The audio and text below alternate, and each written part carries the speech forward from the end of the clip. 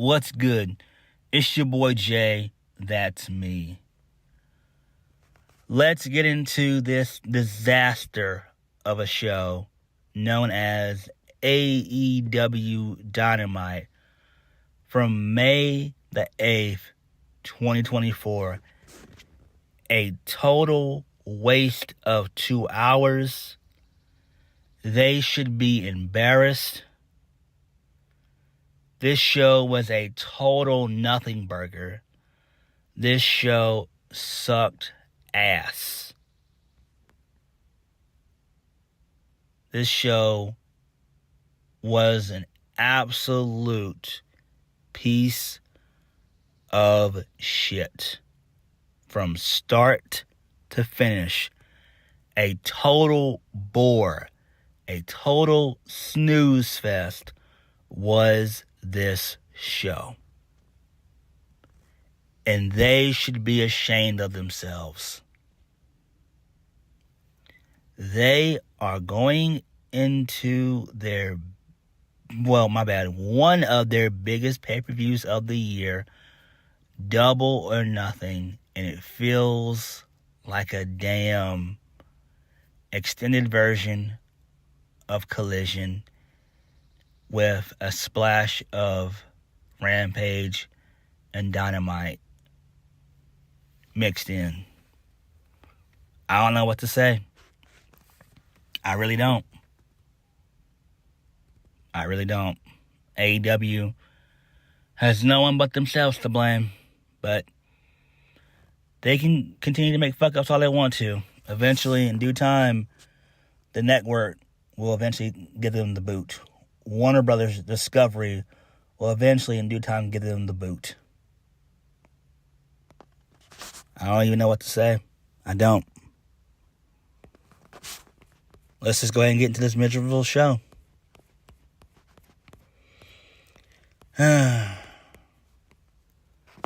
So, we kicked the show off with Edge. He's asked about how he's tackling his TNT Championship match against Brody King.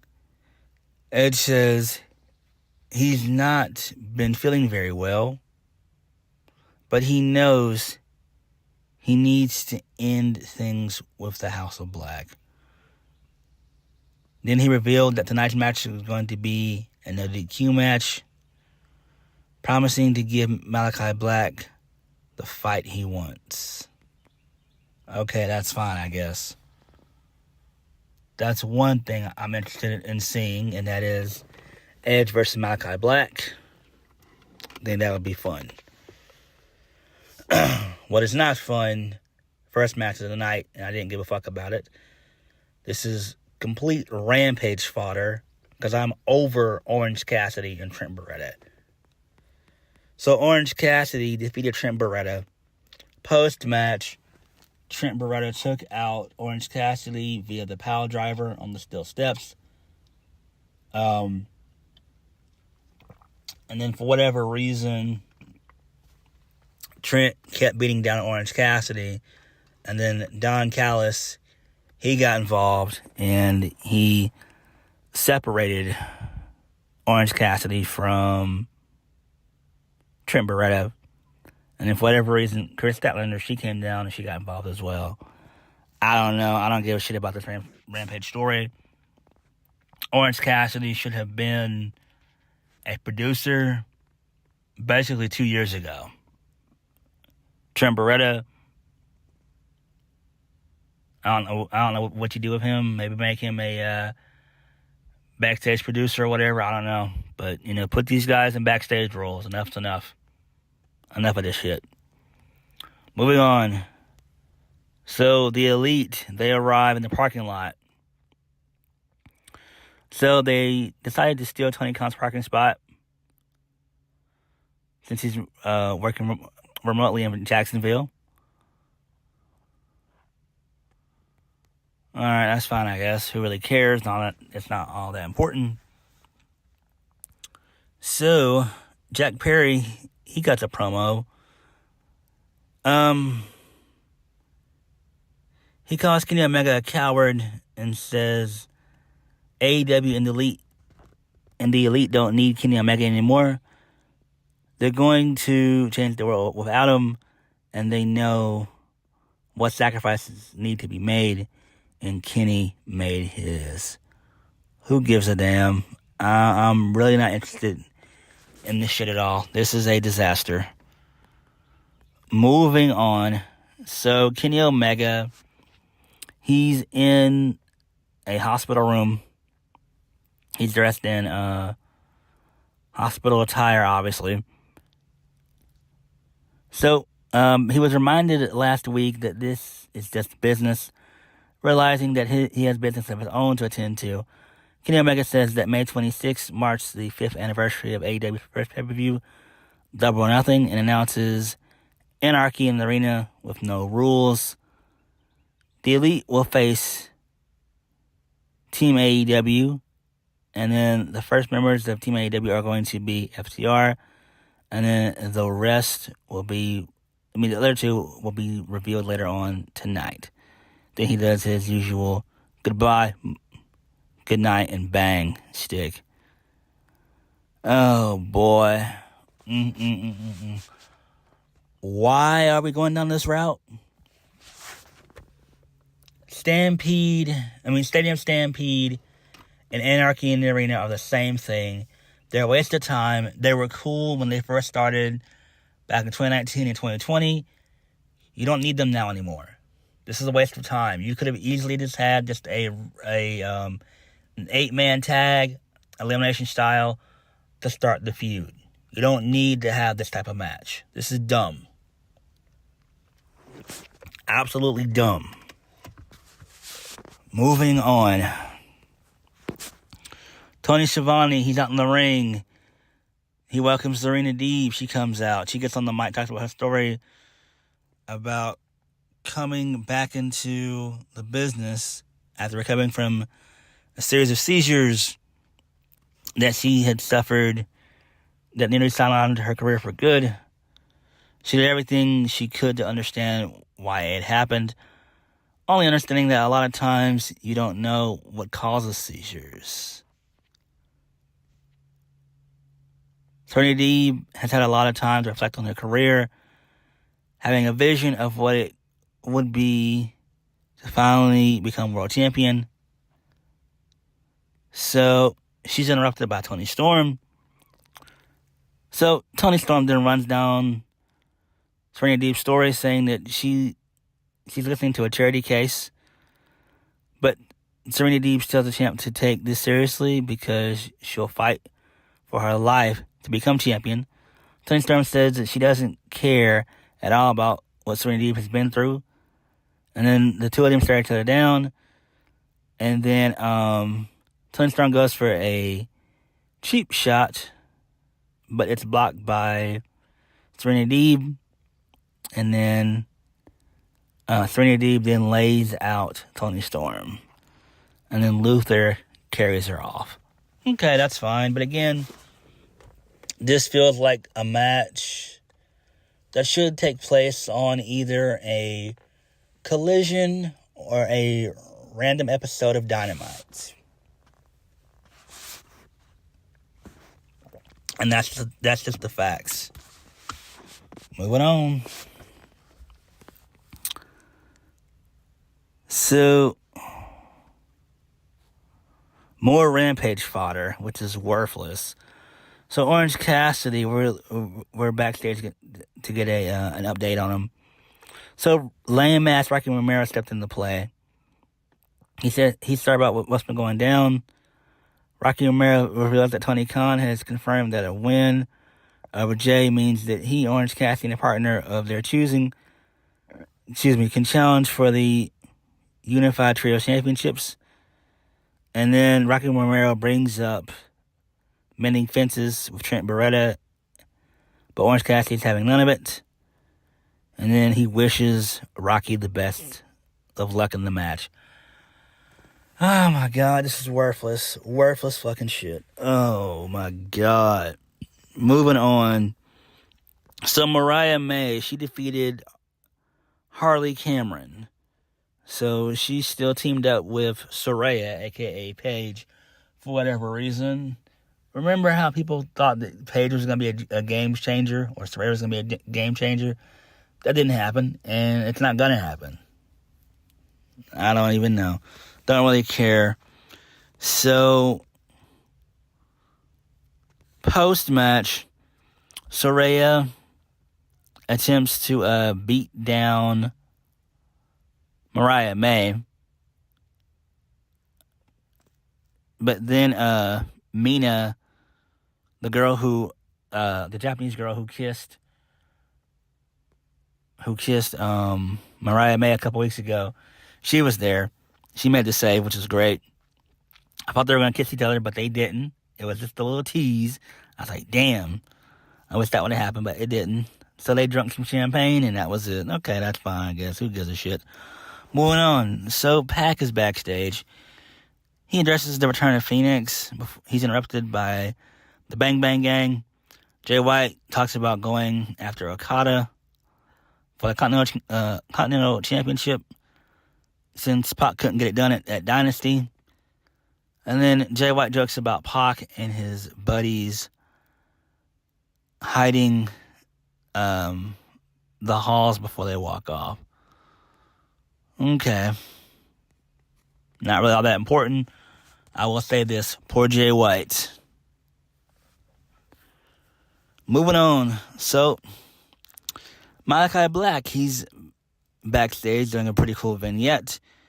He runs down Edge talking about making the TNT champion realize the man he really is. Malachi Black says that he has to bring Edge to the brink of death so that Edge can live again. Interesting. I like this. Like it. I like it a lot. Very good shit. Moving on, the Young Bucks, they're backstage gushing over how good that promo package was of them. They wish Swerve Strickland all the best. So then this leads us into Swerve and Christian Cage. So Swerve comes out. So Swerve says, when you're the champ, everyone wants a piece of you. Figuratively and quite literally sometimes. So he runs down the Patriarch for calling him out. Christian Cage comes out.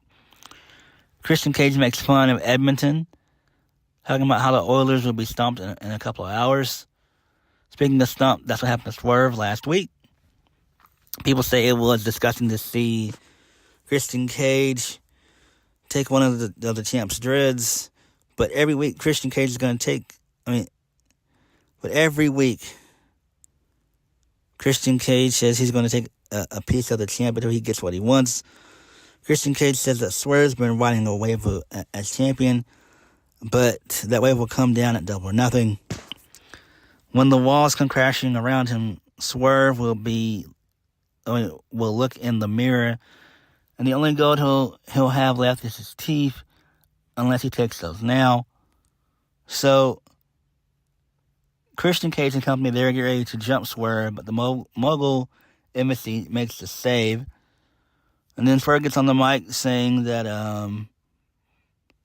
this is the second time this week someone from the West Coast takes out someone from Toronto, egging on Christian Cage to come and try to take his gold teeth and his title.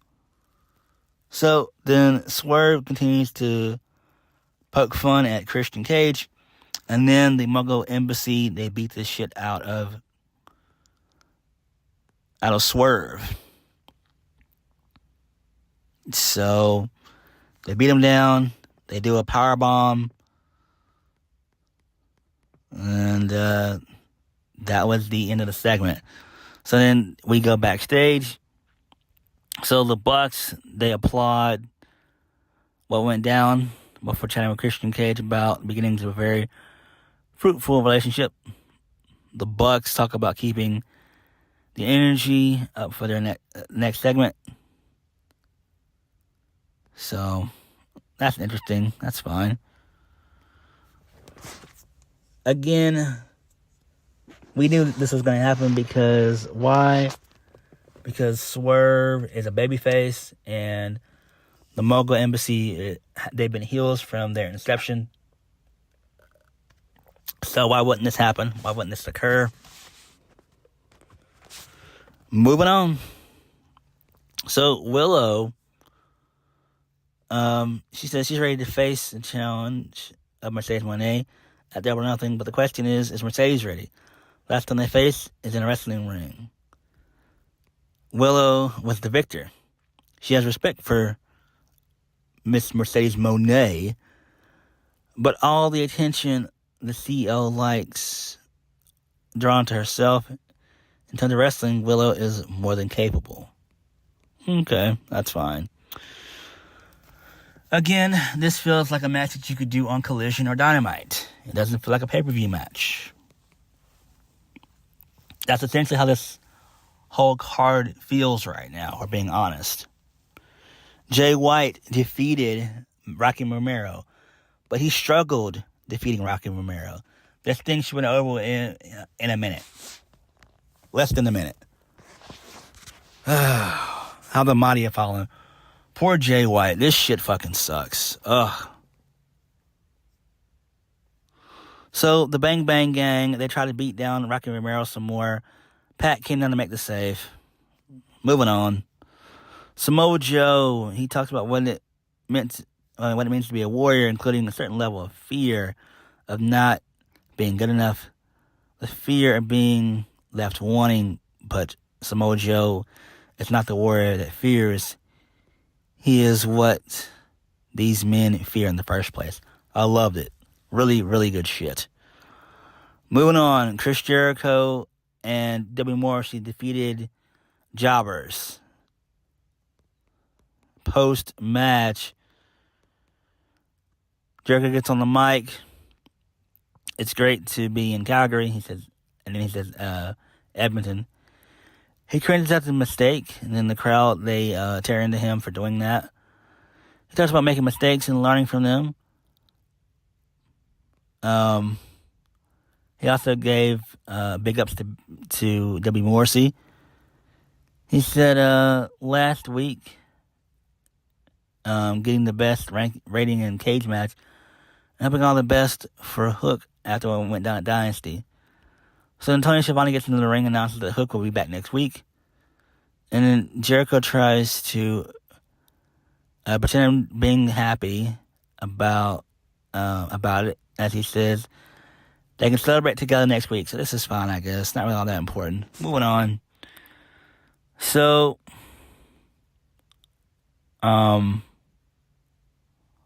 this leads us into the main event, which was Edge versus Brody King. No DQ. It was blood everywhere. This match went on for forever. Edge gets the win via the spear. So it took 2 spears to put down Brody King. But Brody King was bleeding buckets for whatever reason. I have no fucking idea why. How the mighty have fallen. I feel bad for Edge. I really feel bad for my man. I really do. Edge is one of my favorites. But I feel bad for Edge, man. I really, really do. Damn. Moving on. So, Mercedes Moné, she was backstage. She talks about being ready for Double or Nothing and how she will be in the gym training when she isn't out and about promoting AEW. She addresses the time that she feels Willow took from her, saying she had to think about things while she was out of action, but assures that she's ready to take on Willow and that the champ should enjoy what time she has left with the TBS Championship because money changes everything, or Monet changes everything. Ugh. A horrible, horrible promo. Mercedes don't have it no more. She don't have it, man. With the WWE machine not being behind her, Mercedes is not good. Not good at all. Moving on. So, Edge, he gives kudos for Kyle O'Reilly helping him fight off Brody King. And Kyle wants to face him on Collision for the TNT Championship.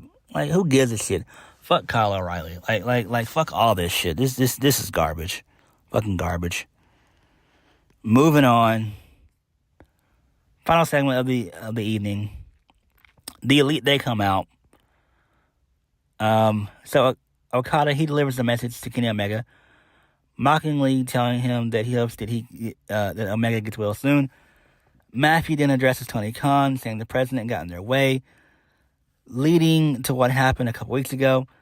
They gave TK a TK driver and Kenny Omega a EVP trigger.